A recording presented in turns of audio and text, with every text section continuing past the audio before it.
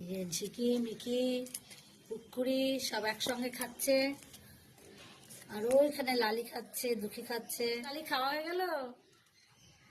লালি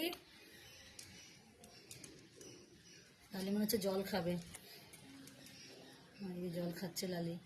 এখন লালি খুব একটা ওদেরকে ভয় দেখায় না, এখন বুঝে গেছে লালি।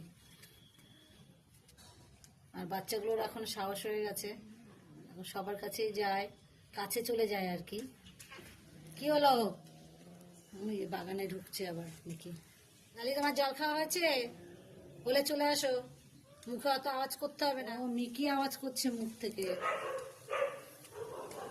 লালিকে দেখলে ও মুখ দিয়ে আওয়াজ করে।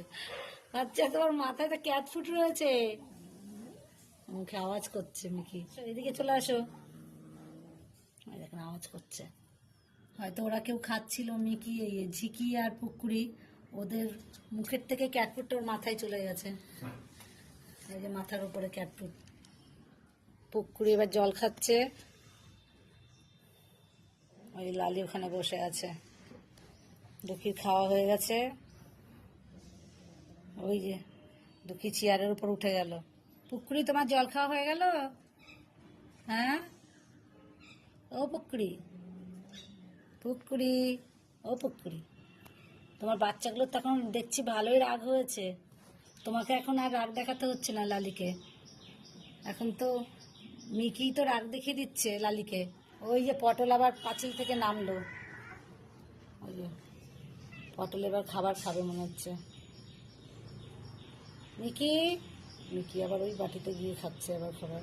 ঝিকি তুমি একটু জল খেয়ে নাও, সবাই তো একটু করে জল খেলো, তুমি খাও জল।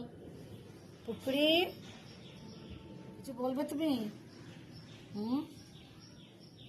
ও এখন বাচ্চাদেরকে পাহারা দিয়ে দেখে রাখবে, যেহেতু পটল চলে এসছে, এখানে লালি বসে আছে, ও বাচ্চাদেরকে ছেড়ে যাবে না, ও বাচ্চাদের কাছেই থাকবে। কি হলো লালি, তুমি আরেকটু খাবে নাকি? হ্যাঁ, তুমি তো ওই খাবারটা ছেড়ে রেখে দিলে। ওই মিকির খাওয়া হয়ে গেল, এখন এই যে আমাদের পটল বাবু খাচ্ছে, খেয়ে নাও।